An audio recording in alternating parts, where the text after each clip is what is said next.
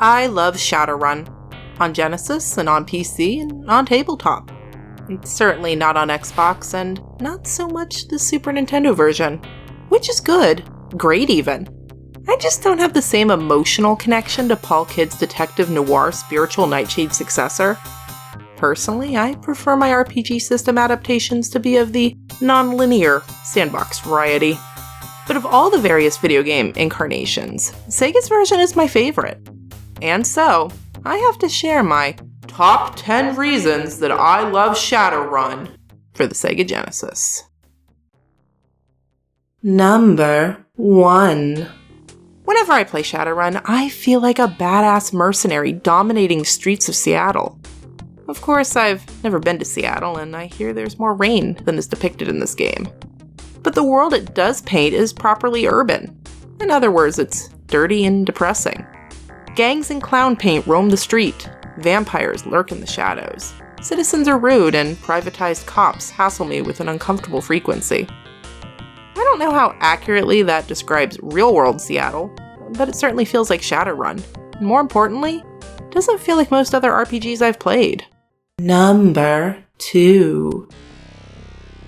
And then there's the Matrix, the vector-based virtual realm of the internet. Whereas the real world of Shadowrun is dark and muted, the Matrix is vibrant and otherworldly. My hacker's persona floats through dungeonized computer systems battling security apps and raiding data stores for valuable information. My inner nerd giddily navigates three-dimensional flowcharts. Input-output nodes are represented by gigantic floating pyramids. I slide into the heart of the system, the CPU, a foreboding octadecagon. I ready my systems for battle. I particularly love how combat is represented online. Unlike the rest of the game, it's menu-based. Which makes perfect sense. I have to purchase software for my computer and run applications to perform functions mid-battle. Sometimes applications crash, and I have to consider my RAM and storage memory limitations. Sure, I can stock up on beefy attack programs, but am I leaving myself enough room to store data files? Number 3. My brother, well, in-game brother, Michael is dead. He is, or was, a seasoned Shadowrunner, an outlaw for hire ambushed in the wilds of the Native American nations while on a mission gone to frag. I hit the streets of Seattle with little information, but a lot of vengeful determination. Like any good sandbox adventure, I'm free to ignore the main storyline and frolic in the environment unburdened by any real sense of urgency. But when I'm ready to unravel the tangled thread of murder, magic, and government conspiracies, the game will be waiting for me. And there will be dragons.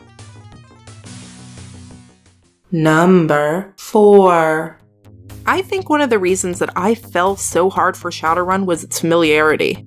My actual brother, who is 7 years older than myself, was pretty big into FOSFA's tabletop version of the game, and I had played through many a scenario with him.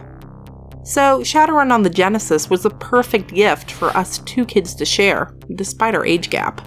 There were even 2 save slots. What's serendipity? And jumping into this digital approximation of the system felt pretty natural. I recognized the stat system and immediately understood how to best spend my karma points. I knew to level up my general combat skills before wasting points on weapon specialization, and that indulging in cybernetic bioenhancements would dilute my magical aptitude. There was no awkward adjustment period to learning the system. I booted up the game, beelined for the nearest Johnson, and hit the ground running. Literally. Number 5.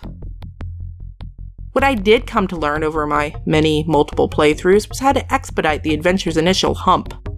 Joshua starts off stranded in the Redmond Barrens, and he must complete a gruelingly redundant series of package deliveries and escort missions before he accumulates the cash needed to pay off Michael's debts and really get the ball rolling on the rest of the game. Unless he's a shaman, that is. The only practical difference between Joshua's 3 class choices is that shamans can cast spells, and the mystical fetish items he starts with are worth just enough creds to pay off Michael's pesky motel debt. And even if I didn't want to play a magic user, Shaman Joshua can do everything a street samurai or decker can do, and just as good. Plus, even if I fully deck myself out in cybernetics, which inversely lowers my magic stat, I can still vaporize random pedestrians with level 1 spells for bonus ammo and health kits, and I don't waste bullets in the process. Win-win.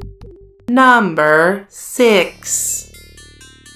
One of the best freedoms in a really good sandbox game is assembling your party of followers. And Shadowrun has an abundance of quality choices, which of course means that in every game I play, I end up using the exact same 3 people. I would love to build a party with Stark. He's more machine than man. Walking Bear, the voluptuous orc shaman. Irene Two-Fist, the plucky convict. Or even Freya Goldenhair, the, rocker elf chick. But doing so would feel like a betrayal to my team, which always consists of Mars, Phantom, and Rihanna. Look, if I didn't take Mars, his feelings might get hurt, and upsetting a 9-foot-tall troll is really bad for my health. And who doesn't need 2 Wiz-Deckers? Okay, the answer to that is no one. No one needs 2 Deckers. But I want them, damn it. And that's all that matters. Unlike Ricky. No one wants Ricky. Unless it's to sell his gear and pocket the profit. Sorry, Ricky. Number 7. One of the best features in Shadowrun is its variety of gameplay styles. I can't really call them modes because it's all integrated into the core of the gameplay. It's not like playing, say, Guardian Legend, where there's overhead screens and then you switch to side-scrolling shooter stages. Although, I suppose the Matrix is a bit like that, but anyway. When you go to a Johnson, you can be hired for a few different types of jobs. You could be a package courier, or hired muscle, or computer hacker. Or maybe you need to go play Undead Exterminator in an abandoned building. But my favorite are the corporate runs. These are stealth missions where you slip into a building and locate an objective and then escape with it. Hopefully, but rarely, without triggering any gun battles. Number 8. And if you do trigger a fight, the most obnoxious screaming alarm you've ever heard starts blaring and you find your team suddenly fighting off wave after wave of incoming guards, whilst you scramble to shut them down. The alarms suck. And the chaos they create can be exhilaratingly entertaining, assuming you don't die anyway. Number 9. When I think about it, I realize my favorite open-world games are buggy messes. Ugh. Morrowind, Oblivion, Fallout 3. Okay, maybe I just like Bethesda. Anyway, Shadowrun is no exception. Some of the most fun I've had while playing the game is exploiting its weird programming quirks, like juggling characters in a corporate run to keep out of combat, or retreating from computer nodes to bypass ICE protocols. One of my most frequently used tricks, however, is allying my party with Mr. Faraducci and the mob. Sure, I miss out on the ultimate heavy combat armor sold by the Yakuza, but the discount I get at the crime mall allows me to purchase light combat armor for less than I can sell it back to them for. Ka-ching, infinite money cheat. Number 10. But mostly, I just love Shadowrun because I grew up loving Shadowrun. I know that sounds like a cop-out, but it's a game that never fails to conjure up the happy feels of my childhood.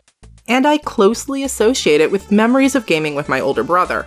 I know I've said it before, but nostalgia has a lot of blame to shoulder when it comes to quantifying my favorite anything. And so, yeah, Shadowrun is no exception. And so, we've come to the end of the video. This has been a fun look back at one of my most treasured games, and I wanted to thank all of my viewers for sharing it with me. Not everyone sticks around to the end of a video, but you did! Thank you! And if you haven't seen it already, you might like a similar video I did on the top 10 reasons that I love Shining Force. Anyway, happy trails, chummer!